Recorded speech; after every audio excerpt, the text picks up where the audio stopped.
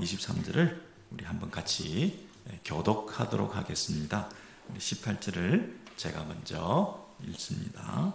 모세가 가로되 원컨대 주의 영광을 내게 보이소서.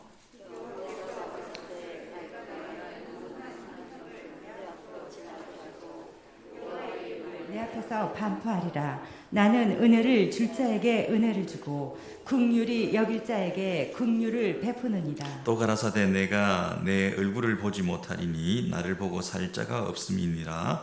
여호와께서 가라사대 보라, 내 곁에 한 곳이 있으니 너는 그 한적한 위에 있으라. 내 영광이 지날 때에 내가 너를 반석 틈에 두고 내가 지나도록 내 손으로 너를 덮었다가 손을 거두리니 내가 내 등을 볼 것이요 얼굴을 보지 못하리라. 네, 아멘. 감사합니다. 출애굽기 33장 이 말씀이 이제 모세가 하나님께 나와서 기도를 했습니다. 중보 기도를 했고 그 기도 응답에 대해서 확신을 보여달라. 그래서 그 내용들이 18절부터 나오는데 모세가 뭐라고 기도를 했습니까? 주의 영광을 내게 보이소서 그랬습니다. 원컨대 주의 영광을 내게 보이소서. 본인이 간절히 원하는 게 있는데 주의 영광을 내게 보여달라 이렇게 기도를 했는데요. 여러분 모세의 기도의 그 응답이 어떻게 왔습니까? 저와 여러분도 오늘 이 아침에 기도하러 왔는데 우리가 간절히 원컨대 하는 것이 있잖아요. 근데 그 기도의 응답이 주의 영광을 내게 보이소서 이렇게 간구했더니 하나님께서는 어떤 응답을 주셨냐면 눈으로 네가 보여달라고 하는 나의 그 영광에 대해서 네가 보기보다는 내 마음을 좀 알아달라. 나의 성품에 대해서 좀 눈을 뜨라. 나의 선함에 대해서 맛보아 좀 알라. 그러시면서 내 마음을 알면 내가 직접 나를 보여주는 것보다 더 확실히 나를 믿게 될 거다. 이렇게 말씀하셨어요. 여러분 그렇죠? 여러분 기도하면 응답받아야 되는데 그 응답은 하나님께서 어떻게 주시느냐 하면 하나님의 마음을 너를 향한 나의 마음을 네가 아는 것이 좋겠다. 이렇게 말씀하세요. 그래서 응답이라고 하는 것은 하나님께서 이렇게 첫 번째로 분명히 응답해 주시는데 그 응답이 우리에게 가장 좋은 것을 주신다 하는 것입니다. 내가 생각하기에 좋은 것이 아니라 하나님께서 보시기에 가장 좋은 것을 주신다. 응답은 어떻게 온다고요? 하나님 보시기에 가장 좋은 것으로 주신다. 당장은 내가 원하는 것이 아니고 조금 그 응답이 마음에 들지 않을 수가 있는데 결국에는 가장 선한 것으로 나에게 응답해 주시는 하나님이시다. 근데 구체적으로 이 응답을 어떻게 주셨냐면 오늘 본문 이하에 보시면 20절입니다. 네가 내 얼굴을 보지 못하리니 나를 보고 살 자가 없다. 나를 보면 다 죽는다. 그러시면서 너를 반석 위에 그 반석의 틈을 만들어서 그 반석의 틈에 내가 너를 두고 그리고 내가 지나가도록 너를 덮었다가 그렇게 말하고 있습니다. 나를 보지 못할 거다. 나를 보지 못할 거다. 네가 내 얼굴을 구하지만 내 얼굴을 보지 못할 거다. 내 얼굴을 봤다가는 살 자가 없는데 그래서 내가 너를 바위 틈에 두고 그리고 손을 덮어가지고 너를 덮어서 볼 수 없도록 하면서 내가 너를 지나갈 것이다. 이렇게 말씀하셨어요. 그러니까 하나님께서 응답을 해주시고 나타나시긴 하시는데 어떻게 나타나 보이시느냐 하면 나를 감추신다는 겁니다. 자신을 드러내 보이실 줄 알았는데 하나님께서는 자기를 다 드러내지 않으시는 방법으로 계시하시는 하나님이신데 한편으로는 감추시는 하나님으로 자기를 드러내는 계시의 하나님인 줄 알았는데 자기를 감추시는 하나님으로 드러나시는 거죠. 그리고 우리에게 찾아오셔서 응답해 주시고 우리에게 축복을 주시는 하나님이신 줄 알았는데, 그 축복의 내용이라고 하는 것이 우리를 배려하시고 우리를 보호하시고 우리를 숨기시고 우리에게 가장 선한 길로 인도해 주시는 그런 응답을 주신다는 것입니다. 다시요, 계시하시는데 감추시고 축복해 주시는데 뭔가 덜 주시고, 내가 원하는 대로 안 하시고 당신이 원하는 대로 응답해 주시고, 응답을 해 주시긴 하시는데 그 응답이 나로서는 흡족하지 않은데 알고 보면 가장 좋은 것으로 주시고, 이런 방법으로 일하신다는 거예요. 예. 그래서 여러분, 하나님께서 일하시는 방법, 일하시는 원리, 일하시는 스타일을 우리가 아는 것이 우리 신앙생활에 참 도움이 되겠죠. 직장의 상사라 하더라도, 자녀가 부모를 대할 때 하더라도 어떻게 하면 내가 원하는 것을 응답해 주시는가, 직장 상사나 부모나 동료나 이런 분들이 어떤 스타일인가, 일하는 스타일이 언제 잘 응답을 해 주시는가, 이런 걸 인간적으로라도 우리가 캐치를 해야 직장생활이 편하고 가정생활이 편하고 하는 거 아니겠습니까? 신앙생활이 진짜 성공하기 위해서는 하나님이 어떻게 응답하시는가, 이 부분을 우리가 잘 알지 못하면 맨날 다른 데 신경 쓰고 다른 데 낭비하다가 신앙생활의 어떤 그 기쁨을 누리지 못할 때가 많지 않습니까?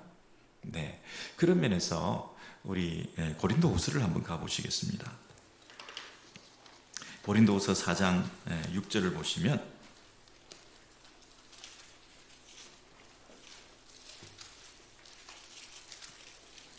고린도서 4장 6절 한 절인데요, 이런 말씀이 있습니다.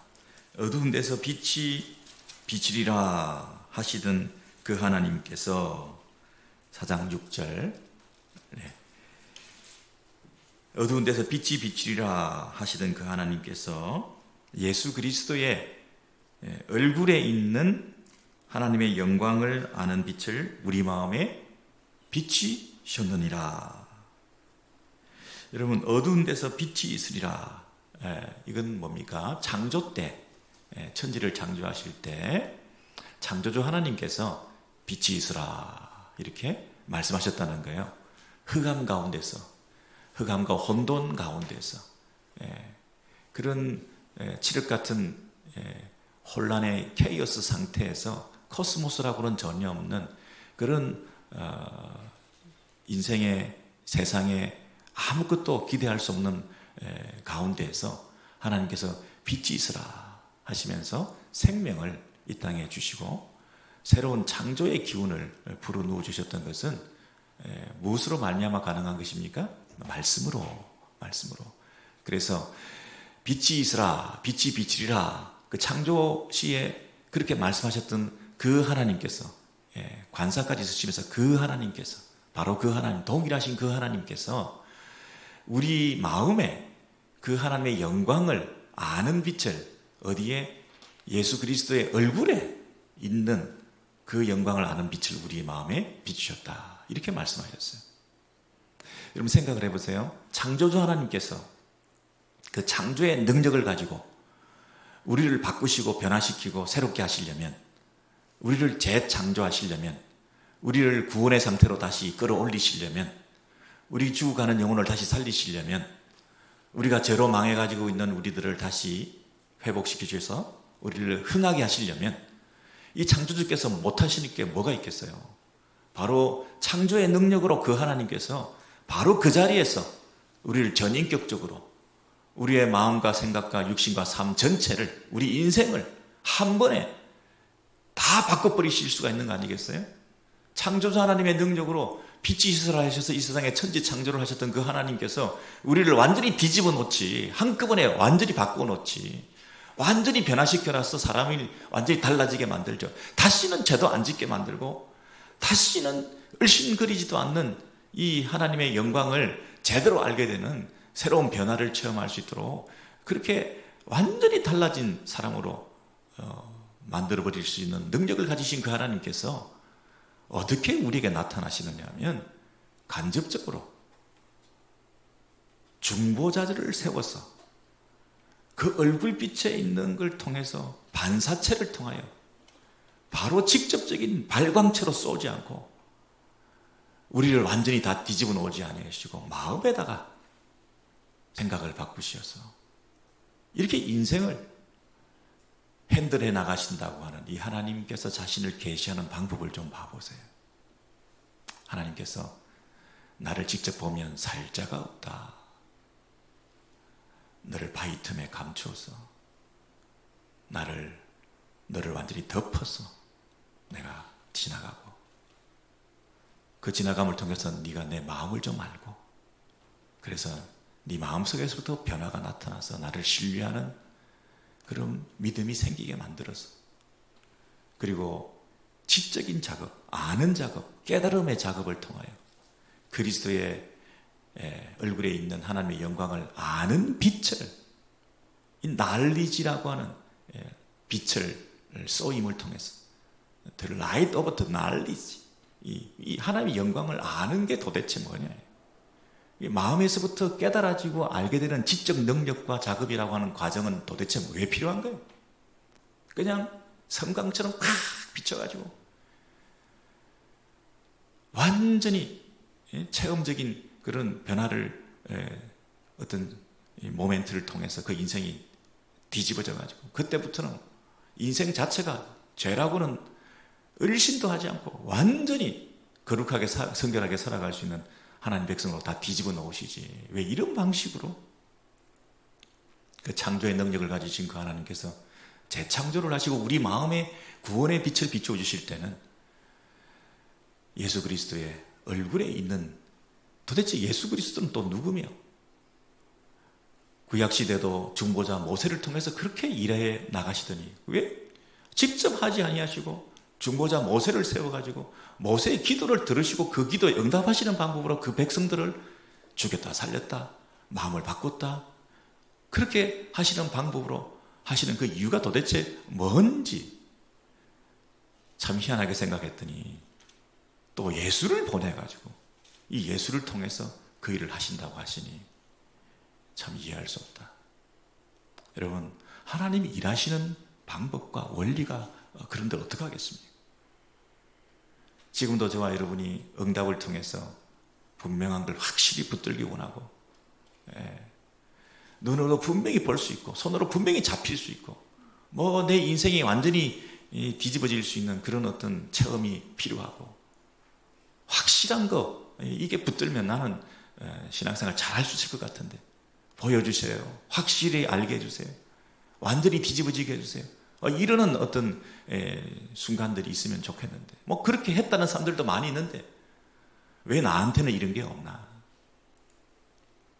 근데 우리가 속기 쉬운 게 하나님이 일하시는 방법과 원리가 구약에서부터 계속 어떻게 일해 오셨던가를 알면 이게 내가 이게 비정상이 아니고 정상이구나 이렇게 뜨뜻미지근하고 확실하지 않는 것이 오히려 확실한 방법이구나. 내 마음에 뭔가 왔다고 그러는데 이게 진짜 재창조가 맞나?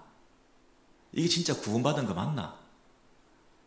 뭔가 확실하고 또렷하고 분명하고 설명이 되고 내 안에 이 사이다가 터지는 느낌이 있으면서 체험적으로 이런 분명한 뭔가가 있지 않은 이런 것을 진짜 믿음이 있고 내 안에 진짜 신앙이 왔다고 하는 것을 내가 확실하게 말할 수 있나 이렇게 확실하지 않은 내 마음의 상태를 가지고 어떻게 내가 복음을 전하며 예수를 증거할 수 있겠다.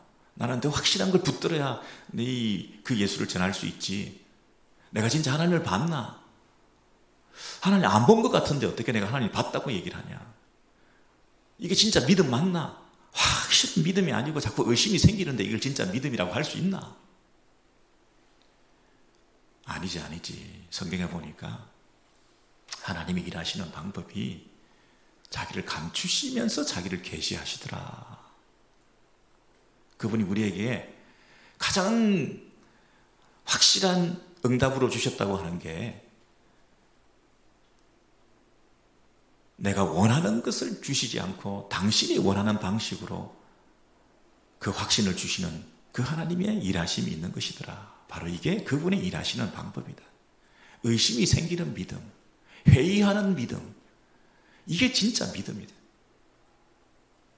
뭔가 육체적으로 전인격적으로 내 전 삶이 한꺼번에 다 뒤집어지는 게 아니라 설득하시고 깨닫게 하시고 알아가게 하시고 이성적인 작업을 통해서 나의 마음 깊은 곳에 믿음의 뿌리가 점점 쌓이게 하셔서 이렇게 신뢰감이 점점 조성되면서 그분과의 관계가 회복되어가는, 날이 갈수록 내 믿음이 자라는 느낌이 있고 말씀을 들을수록 그 말씀이 나를 변화시켜줘서 이 말씀 하나 이해하기 위해서 사전도 필요하고 다른 언어도 필요하고 원문도 필요하고 주석도 필요하고 내가 노트하면서 옛날 거 다시 뒤집어 보면서 다시 컨펌하고 이렇게 해서 알아가는 작업을 통해서 내 믿음이 더 자라는 이 하나님의 방법이 맞다.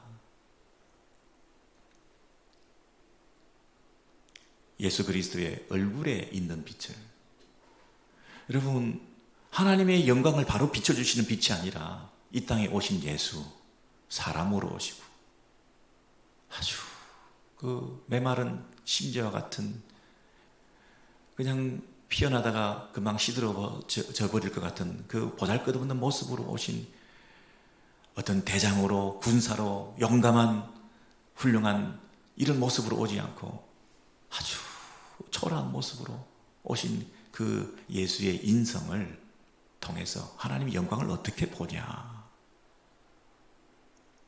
하나님은 계시하시되 자기를 감추시는 방식으로 오시기 때문에 신성을 가지고 나타나실 수 있는 분인데, 신성만 나타내실 수 있는 분인데 그분이 자신을 계시하시되 인성도 가지고 오셔서 그 신성을 감추시고 인성을 통해서 하나님의 우리를 향하신 당신의 마음을 가장 잘 전달하시기 위해서 우리의 연약함을 채우려 하시고 우리와 함께 하시고 우리 안에 들어오시기까지 하시면서 그분이 우리와 동행하신다는 사실을 그분이 우리에게 계시하는 방식은 인간으로 오시는 것이다. 근데 그분이 자신을 감추면서 자신을 계시하실 뿐 아니라 그렇게 하시는 이유가 그분이 뭐 희한하고 독특하고 무슨 기발하고 그분이 아주 특이하신 분이라서 그런 게 아니라 우리를 보호하시기 위해서, 우리를 살리시기 위해서. 직접 나타나시면 다 죽으니까 그분이 우리를 배려하셔서 그분이 우리에게 응답을 이런 식으로 하시는 것이구나. 그래서 예수님의 그 신성과 인성을 우리가 믿게 되는 거죠. 뭐 하나님인데 뭐 신과 인간이 어떻게 이중적일 수가 있냐, 말도 안 되는 소리 하지 마라.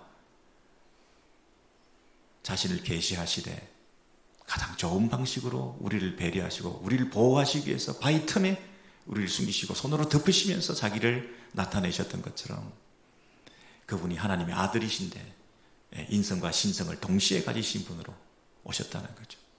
신성 포기설이 아닙니다. 신성을 나타내지 아니하시는, 신성이 없는 분이 아니라 신성을 포기하셨다는 게 아니라 신성을 가지셨는데 그 하나님이 자신의 계시의 방법으로 인성도 동시에 가지셨다는 거예요. 50% 신, 50% 하나님이 아니라 반신반인이 아니라 100% 신이시고 100% 하나님이신 이런 방법으로 삼위일체 그 하나님께서 이 땅에 오셨다는 것입니다. 여러분 디모데 전서를 한 번 더 보고 우리 말씀을 마치도록 하겠습니다. 디모데 전서 6장을 보시면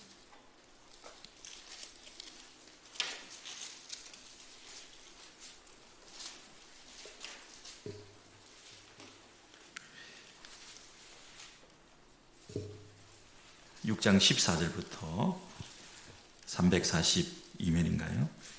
디모데전서 6장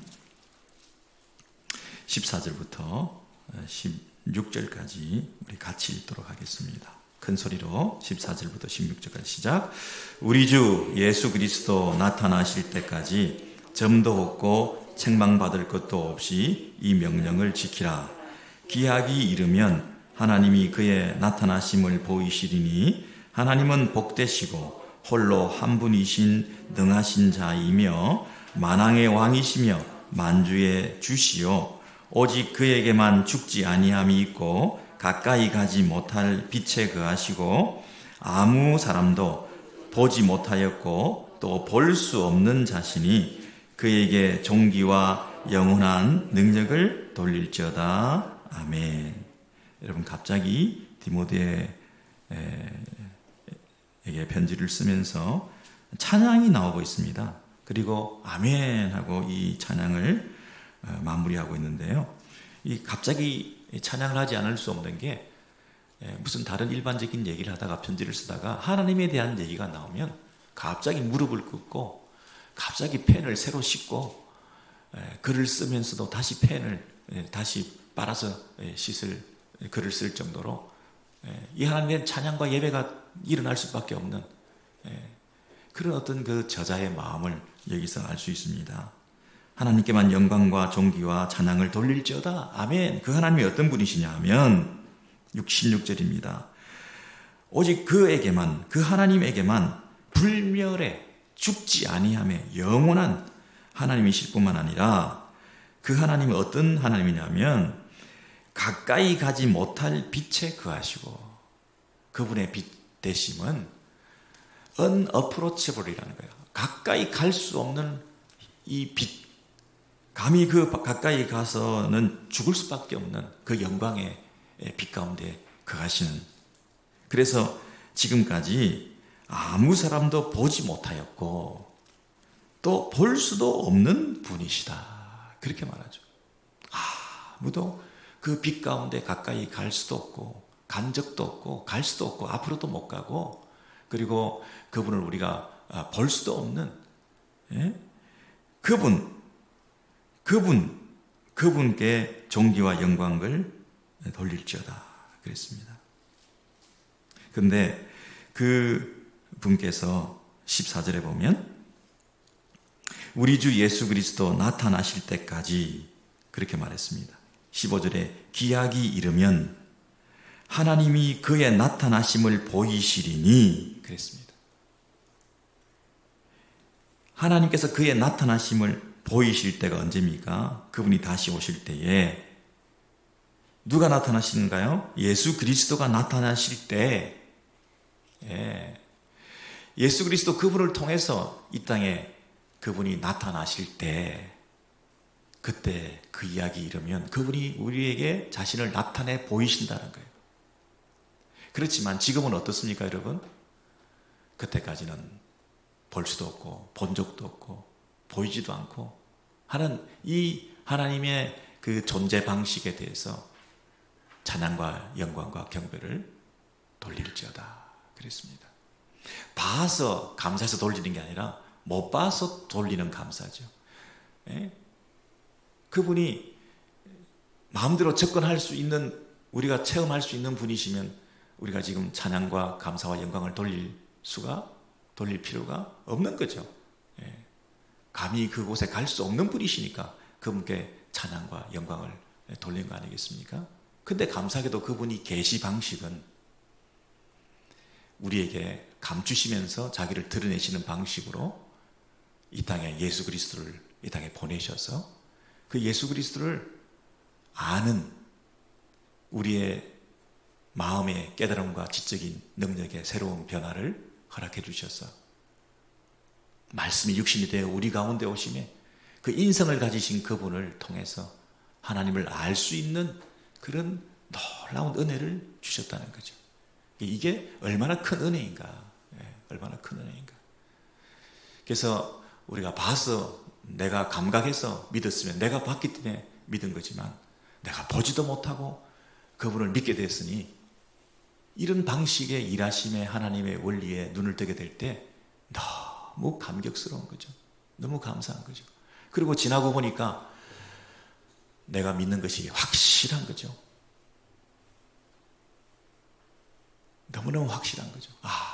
정말 그 과거에 나에게 어프로치 해오셨던, 우리는 어프로치 할 수 없는 그분, 근데 그분이 나에게 찾아오셨던, 다가오셨던 여러 가지 방식으로, 여러 가지 방법으로 나에게 찾아오셔서 내 마음의 문을 두드리시며 내 마음에 그 빛을 비추어 주셨던, 서서히 빗장을 열고 깨달아지고 알아가는 과정을 통해서 그리스도를 아는 지식의 부유함에 이르기까지, 여기까지 오게 하셔서 내 믿음이 자랄 수 있도록 도와주신 이 하나님의 방식, 이 인격적인 방식, 이 인류를 구원하시기 위해서 당신이 직접 짠 하고 나타나지 아니하시고 아들을 보내셔서 우리를 다 살리기 위해서, 직접 나타나시면 다 죽었을 테니 우리를 다 살리기 위해서 자신을 감추시고 당신의 아들을 이 땅에 보내셔서 그분의 인성을 통하여 우리와 함께 동거하게 하시고 우리를 아픔을 치유하게 하셔서 진정한 중보자로서의 그 사명을 감당케 하셔서 설명하시고 알아듣게 하시고 가르치게 하시고 산에서 가르치시고 배 위에서 가르치시고 그 가르침을 통하여 깨달아지고 못 믿겠다 안 믿겠다 가르침을 받아도 또 딴소리하는 제자들을 향해서 또 가르치시고 또 가르치시면서 성령 하나님께서 오셔서 그것을 깨닫게 해주시는, 기억나게 해주시는 그 방법으로 지금도 성령께서 역사하셔서 우리를 깨달아가게 하시는 그런 방식으로 우리의 믿음의 눈을 뜨게 하셔서 점점 그 확신과 하나님과의 관계가 더 깊어지셔서 장차 다시 오실 예수 그리스도의 재림의 때에 하나님을 완전히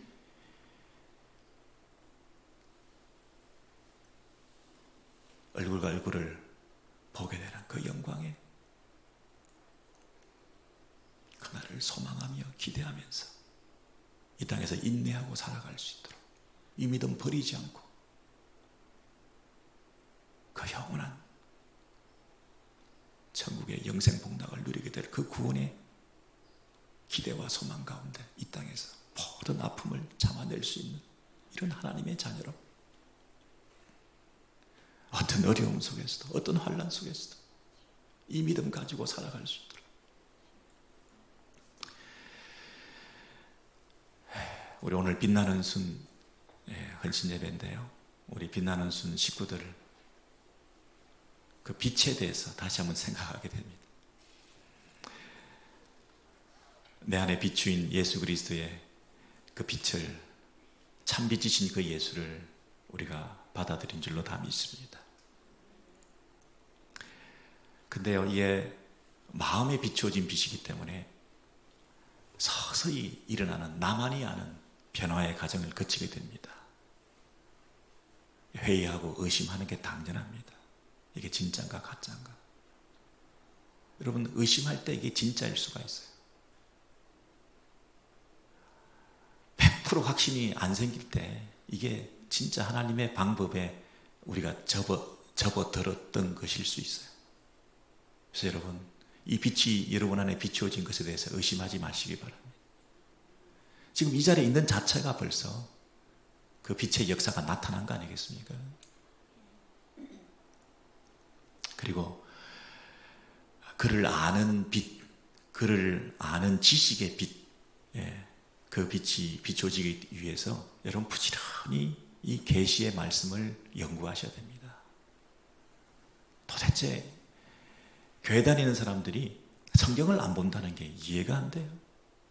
하나님은 성경을 통해서 계시하셨는데 그리고 구약에서부터 계시하셨던 그 모든 내용들을 다 기록하셔서 모아놓으셨다가 성경을 통해서 그 계시가 완성되게 하셨는데 이 성경을 놔두고 다른 계시를 쫓는다, 다른 계시를 더 내 입맛에 맞아 한다, 다른 계시를 더 갈구한다, 그런 기독교를 믿는 게 아니에요. 기독교는 계시의 종교인데 그 계시의 완성이 성경입니다.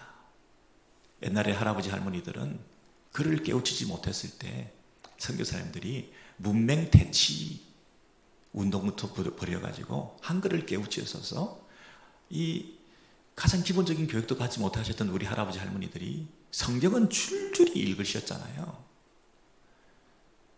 찬송은요, 악보도 없는 글을 그 가사만 있는 걸 가지고 늘 찬송하셨잖아요. 우리는 이렇게 고급 고등교육을 다 받은 사람들이 성경을 안 읽어요. 무슨 성경 통독반, 성경 정독반 이런 걸 하면 참석 안 하는 게 자기 당연한 권리요, 의무인 줄 알아요. 그걸 참석하면 아주 이제사 초보적인 신앙을 가지고 난 그런 거 안 해도 다 내가 신앙생활 잘하고 있다고 그렇게 착각하는 분들이 간혹 있는 것 같아요.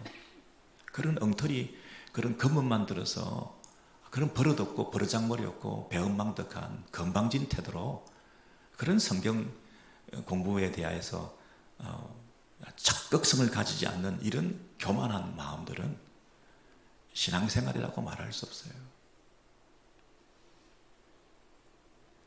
성경을 배운다 그러면 그 자리에 엎드리는 거예요. 성경 클래스가 있다 그러면 무조건 참석하는 거예요. 그런 기회가 있을 때 그런 배움의 찬스를 통해서 그걸 놓치지 않으려고. 그런 다른 데는 여러분 잘난 척하고 교만한 척하고 여러분이 그냥 똑똑하고 잘나고 잘 배우고 그랬으면 괜찮은데요. 그런 다 받아들일 수 있는데요. 성경 앞에서 조금이라도 그런 태도를 보이는 거는요. 그건 죽음입니다. 그건 멸망이라고요. 하나님 앞에서 우리가 이 계시의 빛을 비추임을 통하여 내 마음에 그 믿음이 자라게 하는 방식으로 하나님께서 지금도 당신을 계시하시고 우리에게 함께 하신다는 이 사실에 대해서 여러분 받아들이셔야 돼요. 그리고 그 하나님께서는요, 지금은 우리가 감히 접근할 수 없는 빛 가운데 거하시는 분이시다. 지금 그 빛을 보지 못하니까 오히려 그 빛 가운데 접근할 수 없는 그 빛 가운데 계시는 그분을 우리가 찬양하게 되는 거예요. 더 높여드리게 되는 거예요. 그래서 빛나는 수는 이름이 빛나는 수이기 때문에 이 빛에 대해서 감히 하나님께 접근할 수 없는 그 영광의 빛 가운데 거하시는 그 하나님에 대해서 예배가 더 회복되셔야 돼요. 아멘. 예배가 회복되셔야 돼요. 그리고 지금도 우리가 기도하고 응답을 기대하는데 하나님께서 정말 가장 좋은 것을 주셨다는 확신을 가지셔야 돼요. 예수 그리스도의 재림의 그때에 가장 좋은 것을 주시기 위해서 그 빛을 유보해 놓으셨던 것처럼 지금 우리가 너무 원하는 것들이 많은데 그것이 채워지지 않고 있는 것에 대한 답답함, 이것에 대해서 우리가 안타까움이 좀 있죠. 건강이나 모든 경제적인 문제나 모든 우리의 인생길을 살아가는 동안에 이게 가장 좋은 게 아닌데 늘 뭔가 부족한 느낌인데 왜 확실히 채워주지 아니하시고 확실히 더 응답해 주지 아니하시고 내가 원하는 걸 좀 더 100%, 120% 이렇게 주시면 더 좋을 텐데. 근데요, 하나님께서는 신성과 인성을 동시에 주시고 우리를 바위틈에 감추셔서 일하셨던 방법으로 우리를 살려주시기 위해서 사실은 우리에게 더 좋은 길로 인도하시기 위해서 우리를 죽지 않도록 하시기 위해서 유보해 두시는 것들이 있어요. 우리가 생각할 때는. 그러나 하나님께서 오실 때는 가장 선한 방법이에요. 가장 최적의 최고의 최선의 길로 우리를 지금도 인도하고 계시는 것을 여러분 믿으시기 바랍니다. 그래서 그러한 소망을 가지시면 이 하나님을 우리가 더 찬양하실 수가 있으실 거예요. 다 안 이루어 주셔서 더 큰 찬양 드릴 수 있는, 재림을 남겨두셔서 더 하나님을 더 기대하고 소망 가운데 살 수 있는 이런 이 신앙의 확신을 여러분 가지셔서 끝까지 인내해 나가시면 좋겠습니다.